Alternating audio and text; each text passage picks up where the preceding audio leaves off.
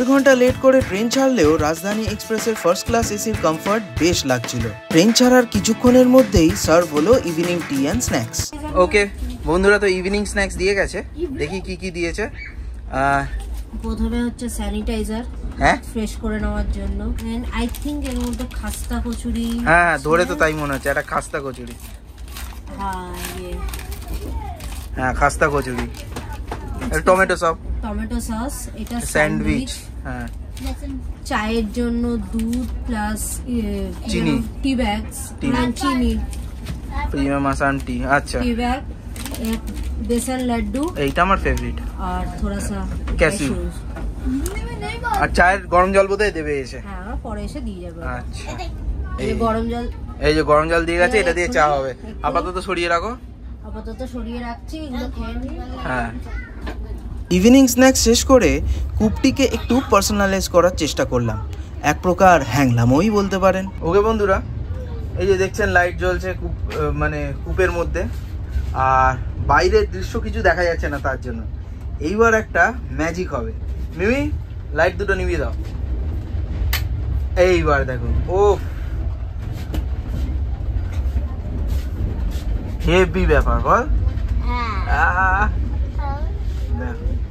খাস্তা কচুরি আর স্যান্ডউইচ হজম হয়েছে কি হয়নি, 8টা নাগাদ সার্ভ হলো tomato soup and bread sticks. এখন বাজে 8টা 7, গাড়ি অলমোস্ট 2 ঘন্টা লেট আছে। আর গরম গরম এই যে স্যুপ দিয়ে গেছে, স্যুপের সাথে ব্রেড স্টিক্স আর একটা বাটার দিয়েছে। ওকে, গন্ধটা তো খুব ভালোই লাগছে, আশা করছি খেতেও ভালো হবে। দেখি খেয়ে। বন্ধুরা, স্যুপটা খুব তাড়াতাড়ি শেষ করতে হবে, কারণ যা দোলান দুলছে, আমার বোলের মধ্যে কতক্ষণ থাকবে বুঝতে পারছি না, সব চলকে পড়ে মনে হচ্ছে। স্যুপটা খেতে ভালো, কিন্তু ব্রেড স্টিকটাকে একবার খেয়ে দেখলাম, কোনো হাত নেই ব্রেড স্টিকটা, বাট স্যুপ ইজ গুড। জিজ্ঞেস করাতে জানতে পারলাম যে ডিনার সার্ভ হবে অ্যারাউন্ড 9:30।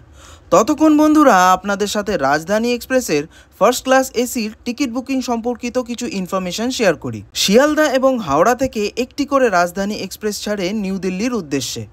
শিয়ালদা দক্ষিণেশ্বরের কাছে হলেও আমরা হাওড়া সিলেক্ট করি।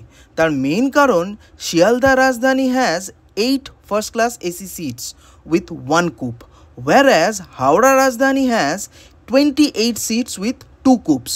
So, coupe seat power chances are definitely more in Howrah Rajdhani. Coupe confirm ticket পাওয়ার একটা উপায় হচ্ছে per IRCTC লগইনে একসাথে ম্যাক্সিমাম 2টো সিট বুক করা। একসাথে 4টে বা 6টা টিকিট বুক করলে আপনি প্রেফারেন্স যতই কুপ দিন না কেন, আপনার জার্নি ডেটে বার্থ কেবিনেও অ্যালোকেট হয়ে যেতে পারে, এবং বুকিং এর পর আপনি কুপ পেয়েছেন না কেবিন পেয়েছেন সেটি জার্নি ডেটের ঘন্টা 3 আগেই একমাত্র আপনি জানতে পারবেন, তার আগে নয়। যেমন আমি জানতে পারি আমাদের জার্নি ডেটে দুপুর 1টা নাগাদ। In simple words, getting a coop is not in your hands, it's all lakh.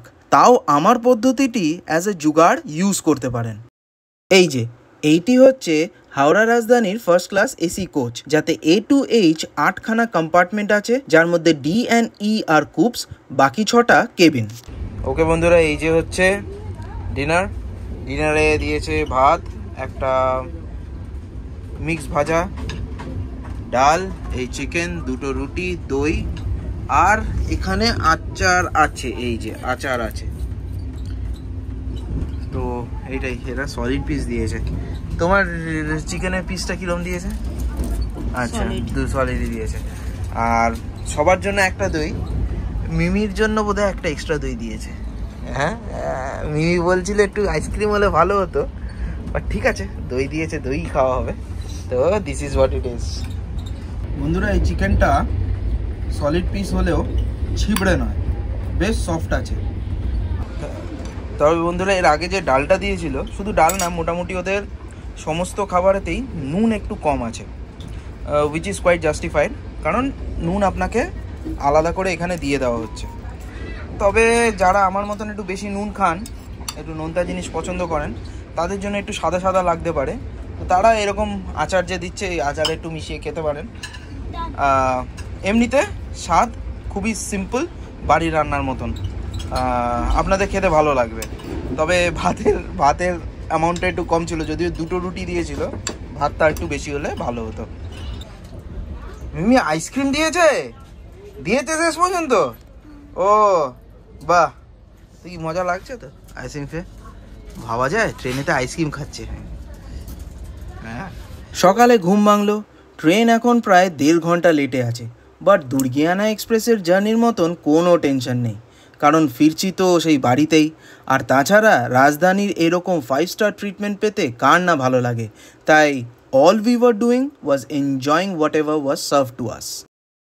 ওকে বন্ধুরা, এখন 7:15 বাজে। এই দিয়ে গেছে চা।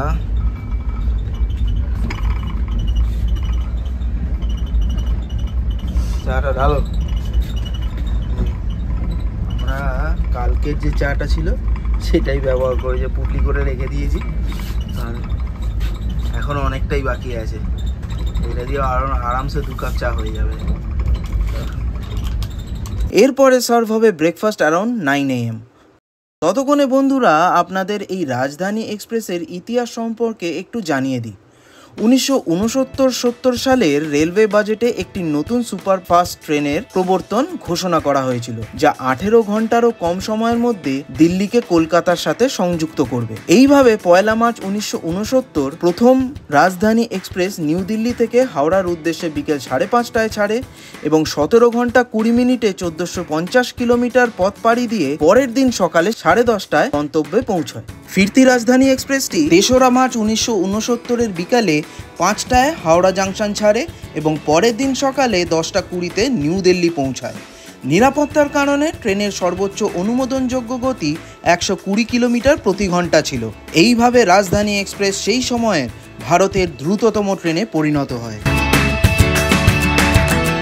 ওই দেখুন, গল্প করতে করতে ব্রেকফাস্ট এসে গেল।